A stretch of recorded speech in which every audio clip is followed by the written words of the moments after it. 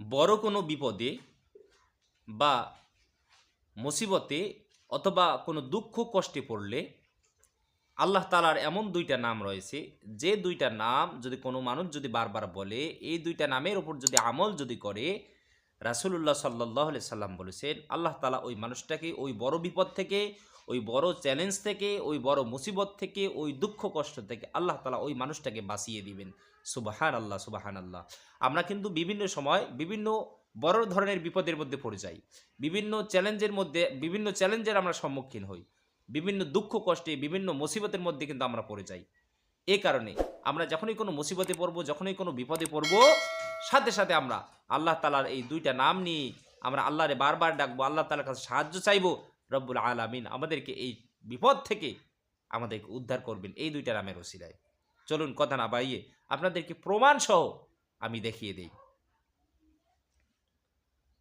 তো বদরের যুদ্ধের দিনে বিশ্বনবী সাল্লাল্লাহু আলাইহি সাল্লাম সেদিন তিনি অত্যন্ত বিনয় এবং কাতর কণ্ঠে আল্লাহ তাআলাকে ডাকতেছিলেন যে, হে আল্লাহ, আজকের এই কঠিন দিনে আজকে মুসলমানরা যদি কাফেরদের কাছে, মুশরিকদের কাছে যদি হেরে যায়, তাহলে এই জমিনে, তোমার ইবাদত করার মতো, তোমাকে ডাকার মতো আর কোনো মানুষ থাকবে না।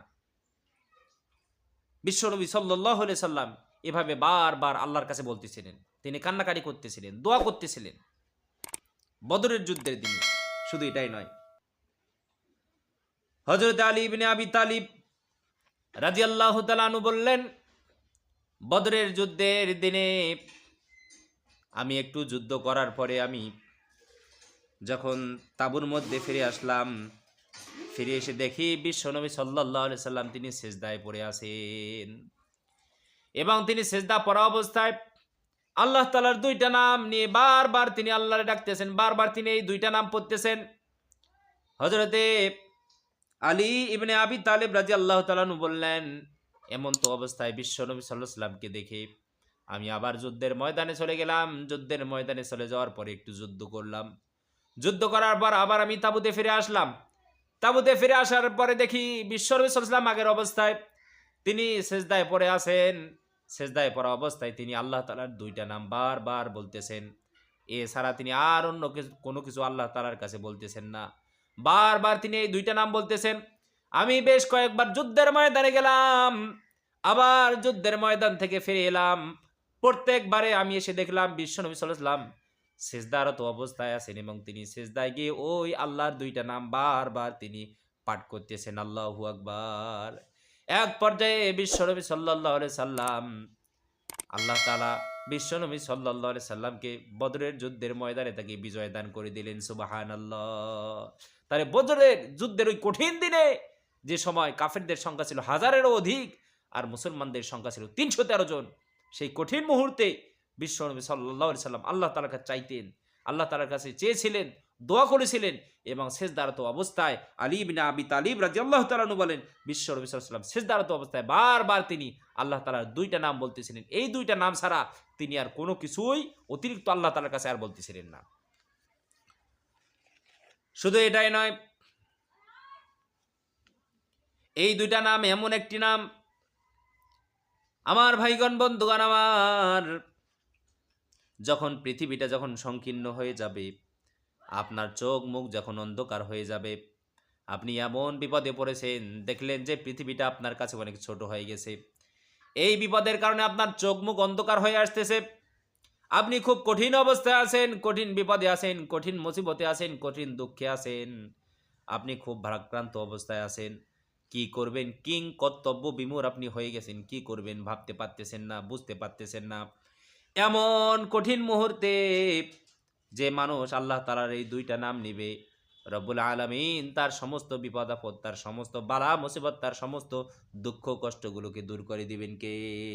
কারণ এই দুইটা নাম এমন একটি নাম, এই দুইটা নাম এমন নাম, আল্লাহ তাআলার এই দুইটা নামের মধ্যে ইসমে আজম রয়েছে, অর্থাৎ আল্লাহ তাআলার সম্মানিত এই দুইটা নাম নিয়ে কোন মানুষ আল্লাহ তাআলার কাছে যদি চায়, বিশ্বনবী সাল্লাল্লাহু আলাইহি ওয়াসাল্লাম বললেন, রব্বুল আলামিন তার ওই বান্দারে খালি হাতে ফিরিয়ে দেয় না, কারণ ওই দুইটা নামের মধ্যে ইসমে আজম দিয়েছেন কে? আল্লাহ তাআলা। তো ইসমে আজম নিয়ে যদি কোনো মানুষ যদি আল্লাহ তাআলার কাছে চায়, বিশ্বনবী সাল্লাল্লাহু আলাইহি ওয়াসাল্লাম বলেন ওই দোয়াটা সরাসরি আল্লাহ তাআলা কবুল করে নেয়, ওই দোয়ার মধ্যে কি থাকে না, কোনো পর্দা থাকে না। সুবহানাল্লাহ, সুবহানাল্লাহ, সুবহানাল্লাহ। শুধু এটাই নয়, হাফিজ ইবনুল কাইয়িম রাহিমাহুল্লাহ আলাইহি তিনি বলেন দোয়া কবুল ও বিপদ দুঃখ কষ্ট থেকে মুক্তির ক্ষেত্রে এই দোয়ার বিশেষ প্রভাব রয়েছে। শুধু এটাই নয়, আনাস ইবনে মালিক রাদিয়াল্লাহু তাআলা আনহু বলেন বিশ্বনবী সাল্লাল্লাহু আলাইহি ওয়াসাল্লামের কাছে কোনো বিষয় কষ্টকর হলে তিনি তখন আল্লাহ তাআলার কাছে বলতেন ইয়া হাইয়ু ইয়া কাইয়ুম। আল্লাহ তাআলা এই দুইটা নাম কি? ইয়া হাইয়ু ইয়া কাইয়ুম, ইয়া হাইয়ু ইয়া কাইয়ুম, হে চিরঞ্জীব, হে চিরস্থায়ী। জোরে বলেন আল্লাহু আকবার। তাহলে এই দুইটা নাম, যে দুইটা নাম নিয়ে বিশ্বনবী সাল্লাল্লাহু আলাইহি সাল্লাম বদরের যুদ্ধের দিনে তিনি বারবার আল্লাহ তাআলার কাছে তিনি সেজদারত অবস্থায় চাচ্ছিলেন, যে দুইটা নাম তিনি বারবার জপতেছিলেন, সেজদারত অবস্থায় তিনি বলতেছিলেন, সেটা হলো ইয়া হাইয়ু ইয়া কাইয়ুম, ইয়া হাইয়ু ইয়া কাইয়ুম, হে চিরঞ্জীব, হে চিরস্থায়ী, তুমি চিরস্থায়ী। কাফেররা কখনো স্থায়ী হতে পারে না, কাফেরদের ক্ষমতা কখনো স্থায়ী হতে পারে না, কাফেররা তোমার জমিনে কখনো তারা স্থায়ী হতে পারে না। বিশ্বনবী সাল্লাল্লাহু আলাইহি সাল্লাম বারবার আল্লাহ তাআলার এই দুইটা নাম ইয়া হাইয়ু ইয়া কাইয়ুম, ইয়া হাইয়ু ইয়া কাইয়ুম। তাহলে যে কোনো বিপদে, যে কোনো মুসিবতে, যে কোনো দুঃখ কষ্টে, যে কোনো খারাপ পরিস্থিতিতে আমরা আল্লাহ তাআলার এই দুইটা নাম বারবার আমরা বলবো ইয়া হাইয়ু ইয়া কাইয়ুম, আর আল্লাহ তাআলার কাছে সাহায্য চাইবো ইয়া হাইয়ু ইয়া কাইয়ুম, ইয়া হাইয়ু ইয়া কাইয়ুম, আর বারবার আমরা সাহায্য চাইবো কার কাছে? আল্লাহ তাআলার কাছে।